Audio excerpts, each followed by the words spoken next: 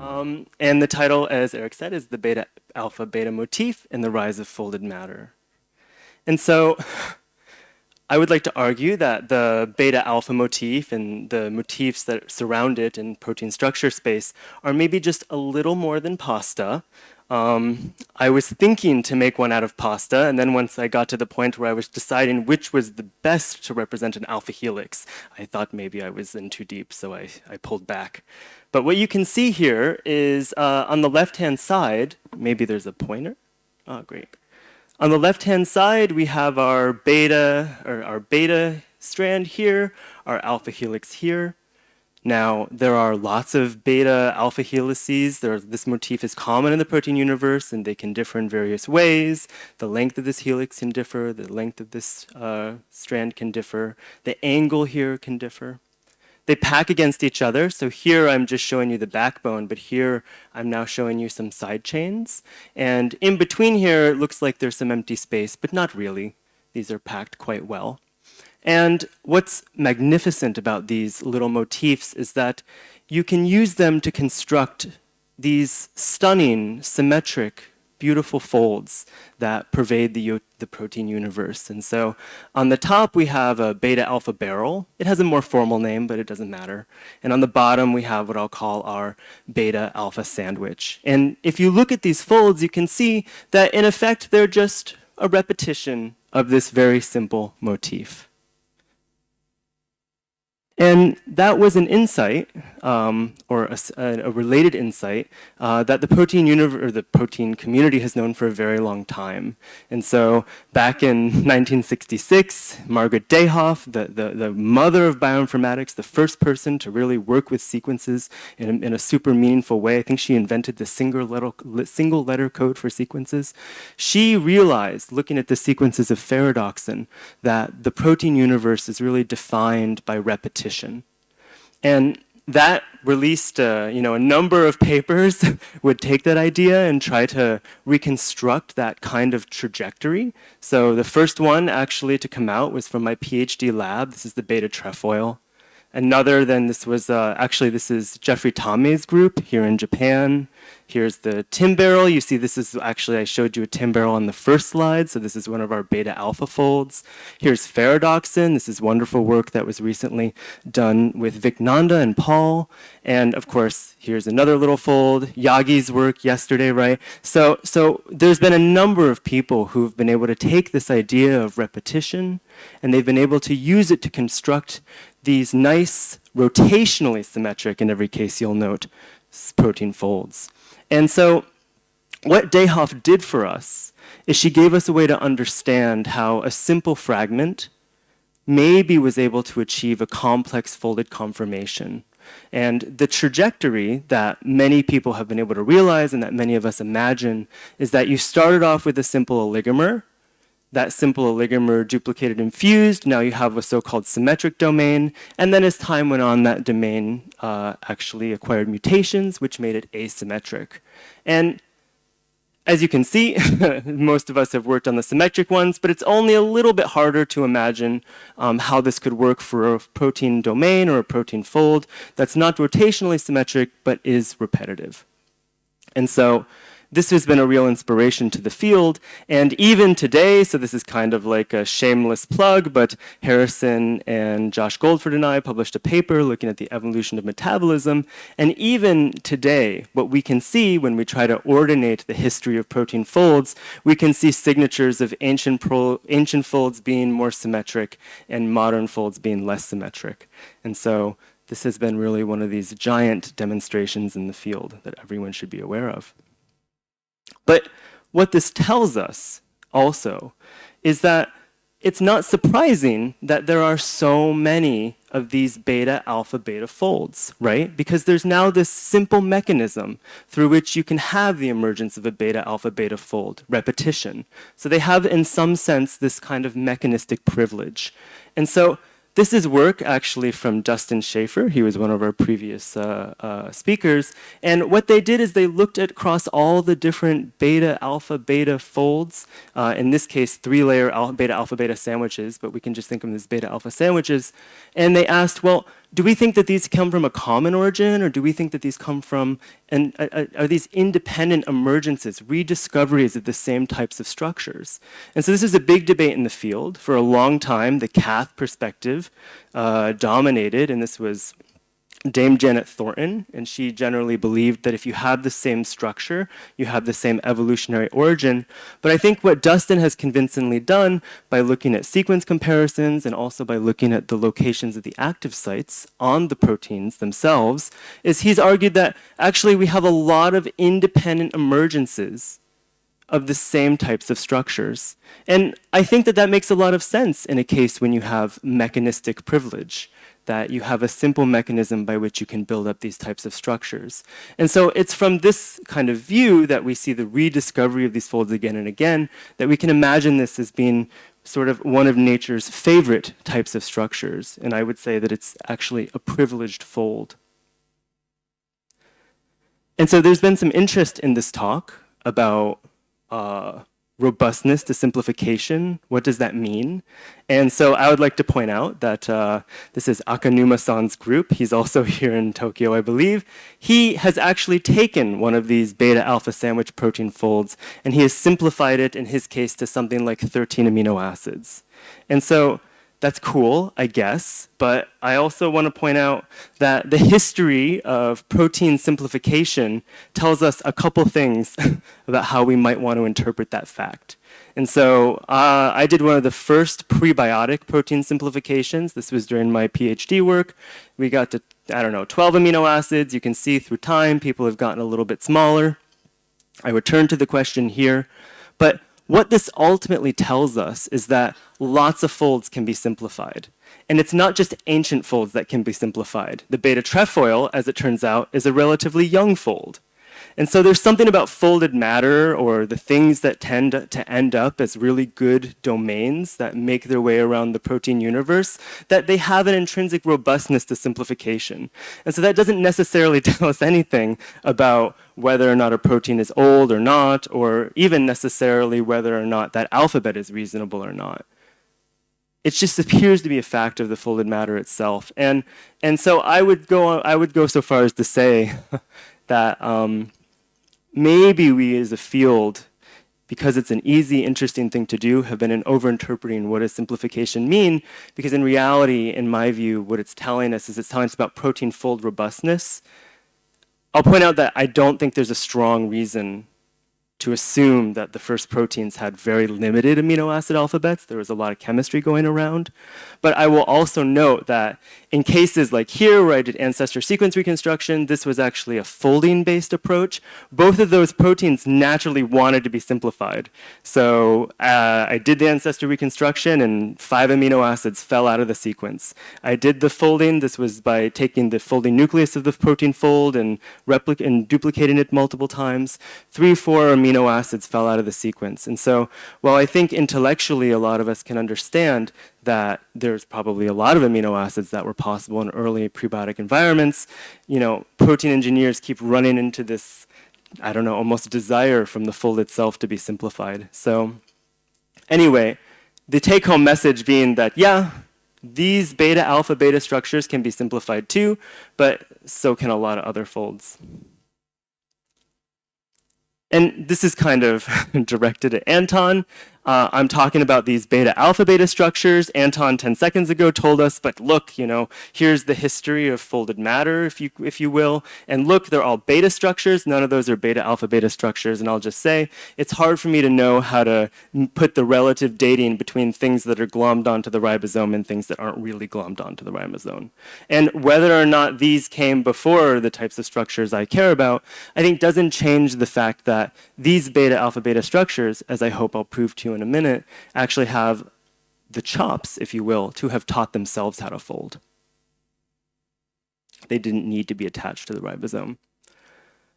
I'll also point out that when you consider metabolism, beta structures are, I don't want to say irrelevant, but they are certainly not the motors on which metabolism is driven. So if you look here, I'll start off by saying this on the x-axis is if you take the metabolic network of KEGG, if you assign an enzyme to each one of the reactions in KEGG, if you then take a set of small seed compounds, and then using the reaction space as the rails to explore chemistry, right? This is what we did. Then if you remove one enzyme from that reaction world, so if I say all the reactions that are exclusively catalyzed by this enzyme, I'm going to take it out of my universe, and I'm going to ask how much of my network am I able to achieve? So this is what's represented down here. And up here is just the number of reaction rules that each fold is associated with. Okay? And so what's displayed on this plot is, in a sense, some information about how important a given fold might be from the perspective of metabolism. And so what you'll see is, okay, this fold up here, I would say maybe it's one of the most important. This is a Rossmann. It's a beta-alpha sandwich. Here we have, this is the timberol. This is the fold I showed you very early. This, of course, is flavodoxin. Here's the same family that's associated with aminoacyltRNA synthetases. Okay, so those are all beta-alpha folds. If you look at these other folds that I haven't labeled, these down here, those are actually alpha folds. And if you look at over here, these are actually alpha plus beta. So there's no super important just beta fold in this part of our graph.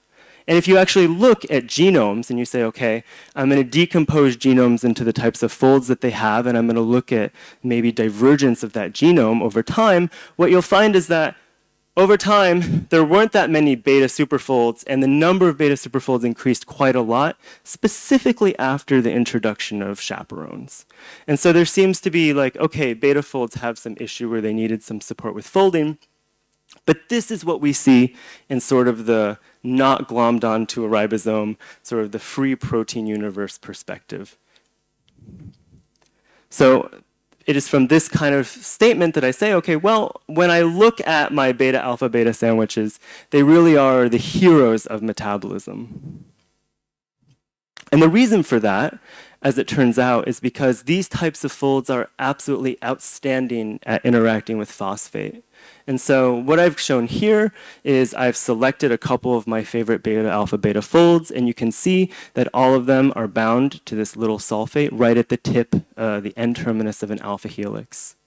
What we can do is we can look through the PDB, we can ask how many different phospholigands is each fold associated with, and given their importance in metabolism, it would probably likely come as no surprise that these beta alpha beta folds are super important. So this Rossmann with crossover is beta alpha beta, this timberol is beta alpha beta, Rossmann is beta alpha beta pleats, probably you can guess, is beta alpha beta, flavodoxin is beta alpha beta, P-loop domains are beta alpha beta, and then finally we have our cradle loop barrel.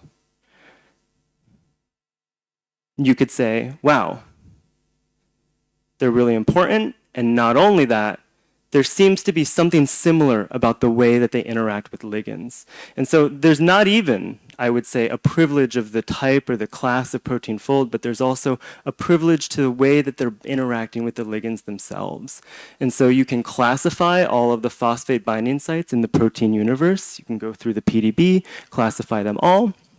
And you can ask, well, if I look at the oldest proteins, based on whatever metric you want to choose, and I ask how do they bind to phosphate ligands, how do they interact with phosphate, time and again you'll see it's at the end terminus of the it's at the end terminus of an alpha helix. You can compare that instead to the number of estimated emergences across the entire protein universe, and you'll see that actually these older folds have a preference for this binding mode. And a way to kind of try to understand that was to look at sort of adventitious binding by sulfate. So sulfate kind of looks like phosphate, charged, tetrahedral. So if you look at this, you can say, okay, here's the total number of non-redundant sulfate binding events across the protein universe. Now I want to understand why might these ancient protein folds have been preferentially binding phosphate at the end terminus of an alpha helix? And so we can apply various constraints and see how does that change our distribution. And in this case, what we find is that, okay, if you just add the constraint that the sequence that binds the region, the fragment that binds the phosphate has to be really close to each other, and it can't be positively charged. You basically can see that the distribution shifts very much away from side chain binding, and what goes from the smallest fraction of the emergence events goes to the largest fraction of emergence events at the end terminus of the alpha helix. And so in this way, we think we may be able to look at some of the primordial constraints on some of the early enzyme forms. In what I think is perhaps one of the most beautiful experiments or one of the most beautiful observations in the protein universe, and this is done by Berta Hocker when she was in Reinhard Stirner's group, is she observed that these two folds, which seemingly look very different, so here's our beta, or here's our Tim barrel, and you can see that it's sort of like a donut. This is not empty, of course, this is filled up. Eric had a beautiful figure of just the layers filled up in the middle of this protein. This is one fold, traditionally considered a separate fold. Here's another one. This one looks like a flavodoxin. You can see it's kind of linear. What Berta noticed is actually these two folds have a fragment that is virtually identical, right? And so what she concluded from that, and follow-up studies basically confirmed, is that in fact, these two beta-alpha folds are traversable. If you have one of them, you could potentially achieve the other just by extracting out this, in this case, beta-alpha fragment. And so this was quite an exciting, I think, point to add to our view of what makes beta-alpha beta so special. And so this fold traversability, I think, is one of those features. I've done my own work in this kind of area, and so I wasn't looking at a traversal between two completely different folds, but instead looking at how two of the most important enzyme families might be connected to each other. And so here we're looking at, this is the canonical P-loop. So P-loop NTPases, think ATP synthase, a lot of the kinases across the protein universe. And here's the Rossmann, think dinucleotide binding, NAD binding, SAM binding. These are two powerhouse enzymes. These were two of the enzymes that were at the very top of our plot a little while ago. And what we were able to do is we were able to look across the protein universe and see evidence of bridges between these two folds. And so in one case, you have a bridge between P-loop NTPase and Rossmann's in that there's a Rossmann GTPase. This is tubulin, okay? And so this is a Rossmann enzyme that actually catalyzes the hydrolysis of ATP or GTP in this case. And so this is sort of a functional convergence between the two. But going even further than that, what we were able to do is we were able to create short HMM profiles for different fragments around the protein universe, and then we were able to look at how these HMM profiles cross-react against different or unrelated protein families.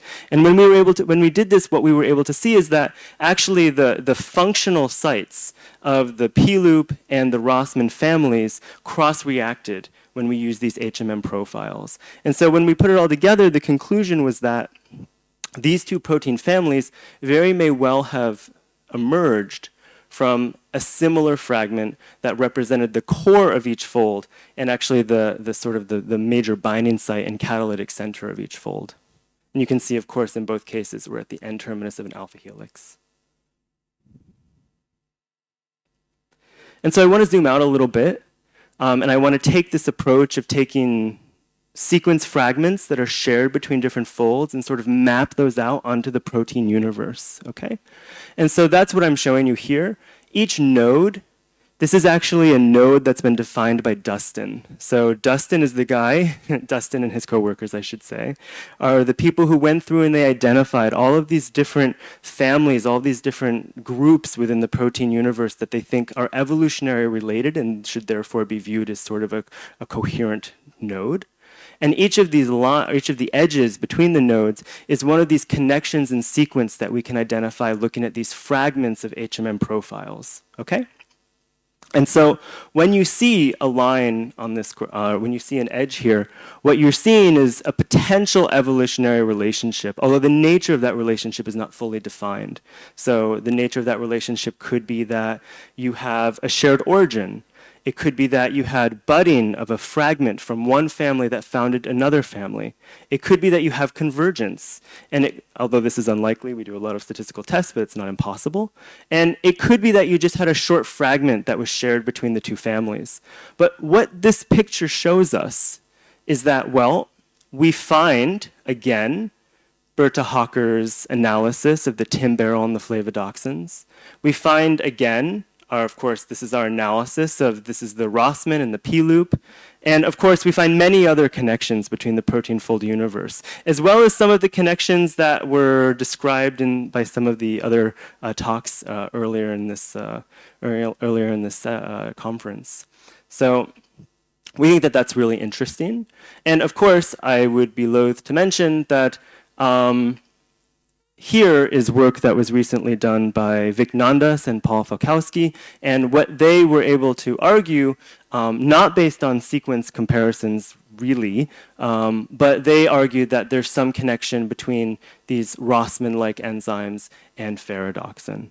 And so the protein universe is really much more connected than you might assume if you just consider, little fragment, independent evolutionary lineages. Actually, there's sharing that occurs between them. And so in case that you don't believe one perspective, let me give you another one. In this case, we're not looking at HMM profiles, detecting shared fragments. We're just actually looking at some requirement for sequence similarity in like a normal blast search, or some requirement for structural similarity. And so if you do that, what you find, and what you see also on the previous slide, is that these alpha, beta, alpha folds, so here are our core alpha, beta, alpha folds, represent something of the center stage of the protein universe. So here we have it again. So you can see our largest connected component is very much alpha beta fold, but you have lots of little sort of independent graphs on the right-hand side that correspond to some of these other protein families. And so it should come as no surprise then that when you do searches across the protein universe for the types of fragments that are the most shared between what we think are distantly related or independently emerged evolutionary lineages, a lot of what you pick out are these alpha, beta fragments, okay? And here's my other favorite fragment. It's an alpha-alpha, but we don't have time to talk about it today. But I think what is not contained, what's not contained in these kinds of pictures is really the specific evolutionary mode that takes us from something very simple to something much more complex. These are really bioinformatic measures, just trying to motivate the fact that alpha beta fragments are really important evolutionarily, that they say something about the history of folded matter, something about the acquisition of a folded state. But we don't really know necessarily, how am I to interpret this little fragment in this picture? Is this a monomer? Is this an oligomer? Is this in the context of another fold? What does this all mean, and how far can we really push it back? And so I would argue that the beta alpha beta, the beta alpha type folds are emerging as one of these quintessential cases of from so simple a beginning, okay? And so here on the right-hand side, we have our ATPase machinery. This is synthesizing ATP using the EMF. Here we have a domain that's right at the heart of this machinery that's actually coupling motions it's coupling large conformational changes to the synthesis of ATP. And then here we have a tiny fragment, and this is this beta alpha where the phosphate binds at the end terminus of an alpha helix that's inserted right into the center of this domain. And so certainly this continuity is accessible. We know that this is certainly true. There are things that look like this and can perform kinase reactions, but what about this? What does this look like? And what can it possibly do? And you might say to me, well, I've heard a story similar to this for the world of ferredoxins, for the world of metal binding proteins, right? So here's famous paper from Leslie Dutton's group called the maquette. So here we have a nice little metal cluster. It's a little nice peptide is wrapped around it. Here's a more recent example with the beautiful demonstration of this Nickelback peptide, right? Or Nickelback maquette. But both of these have a benefit that our system with phosphate doesn't have, which is the coordinate covalent bond, right? These coordinate covalent bonds provide a pretty significant amount of folding energy that can structure the peptide. And so it's not as clear if we don't allow ourselves to use those kinds of interactions, what we could achieve.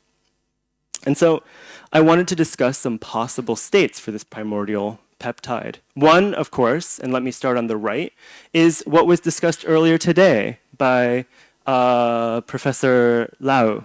So what she showed is she was able to make something that looked like a monomeric beta-alpha-beta structure.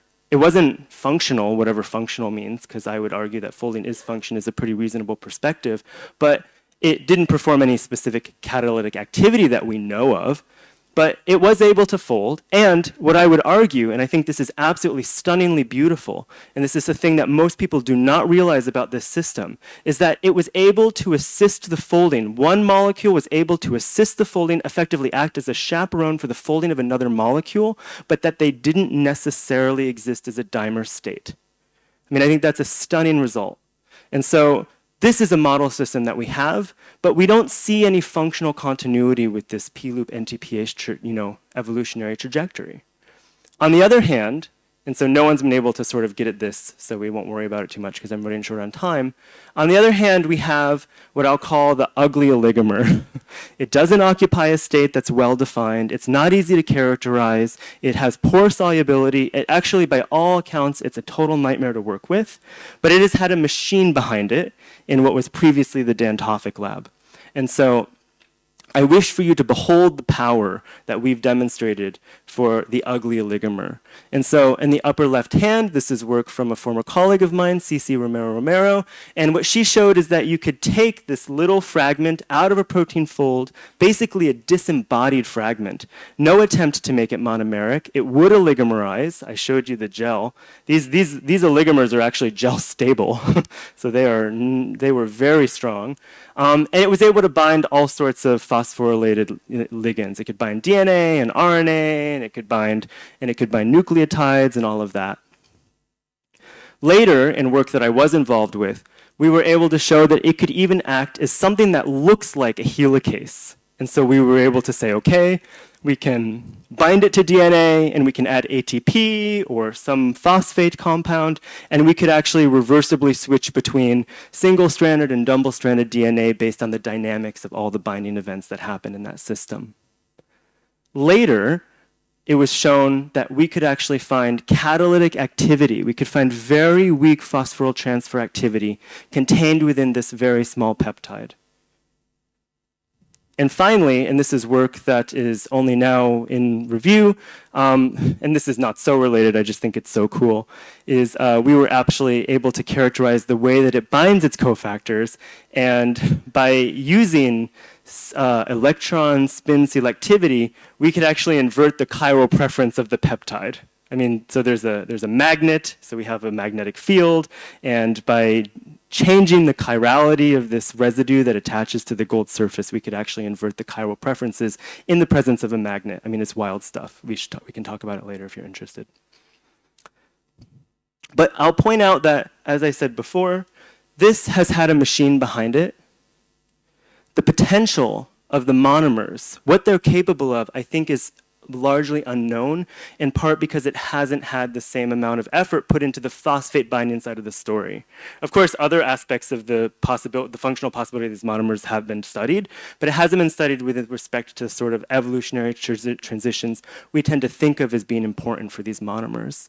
And so this is something that I'm working on with the Camerlin group. We've actually taken the designs that were previously described, done loop grafting, lots of molecular dynamics, and we're now getting to the point where we're trying to get folded constructs that have phosphate binding loops inside them.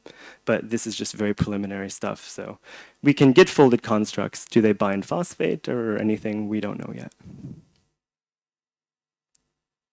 And so I think when, And so to sort of end this, I'll point out that I think that now, although we don't necessarily know the exact state that this first peptide may have taken, we do know that a very small peptide like this has a lot of functional potential, and there's a lot of bioinformatics that motivate that as being sort of the early evolutionary state of this kind of folded matter.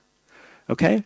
But I will point out that someone has tried to take it further, as someone always does, and they have tried to argue that all you even need is the binding loop. You don't even need the beta alpha beta. And suffice it to say that's not true. It doesn't work. I'm not going to show the MD simulations because I've run out of time, so I'll just leave you with this. Stephen Jay Gould argued that you replay, if you round the tape of life and you replayed it for a certain point, so much contingency happens in biology that you might get something else.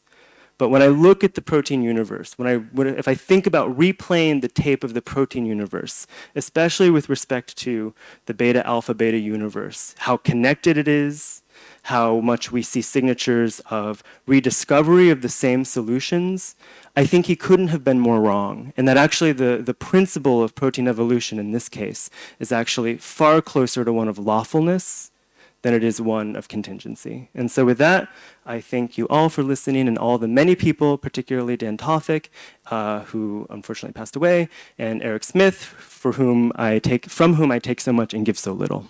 And so with that, thanks.